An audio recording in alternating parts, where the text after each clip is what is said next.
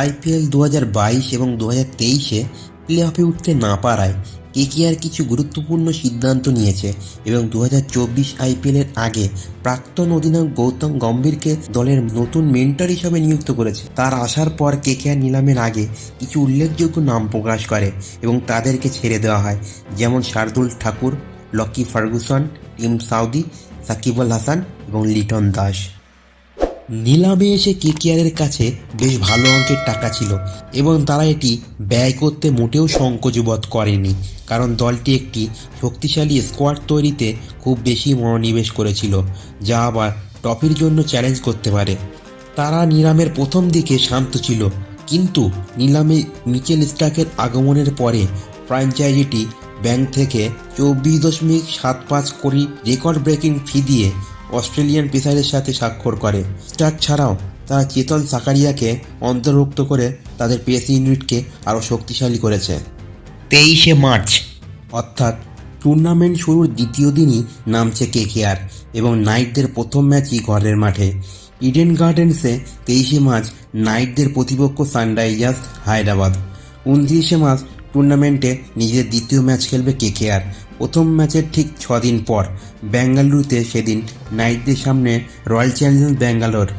আইপিএলে কেকেআরের তৃতীয় ম্যাচ দিল্লি ক্যাপিটালসের বিরুদ্ধে 3রা April.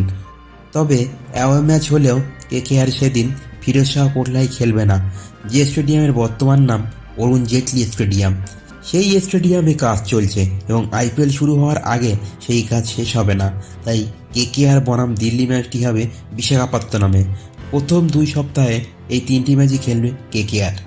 কেকেআরের final squad: Shreyas Iyer captain, Nitish Rana, Rinku Singh, Rahmatullah Gurbaz, Jason Roy, Andre Russell, Sunil Narine, Venkatesh Iyer, Anukul Roy, Suyash Sharma, Harshit Rana, Varun Chakravarthy, Vaibhav Arora, KS Bharat, Chetan Sakariya, Mitchell Starc, Ramandeep Singh, Angkrish Raghuvanshi, Sherfane Rutherford, Manish Pandey, Mujibur Rahman, Gus Atkinson, Sakib Hossain. 2024-এ KKR যে নতুন player কিনেছে তারা হলেন Mitchell Starc, KS Bharat, Chetan Sakariya, Ramandeep Singh, Angkrish Raghuvanshi, Manish Pandey, Mujibur Rahman, Sakib Hasan, Sherfane Rutherford, Gus Atkinson. কেকেআরের সম্ভাব্য একাদশ হতে চলেছে Rahmatullah Gurbaz, Venkatesh Iyer, Nitish Rana, Shreyas Iyer, Rinku Singh, Andre Russell, Mitchell Starc, Varun Chakravarthy, Harshit Rana, Sunil Narine, Chetan শিকারিয়া।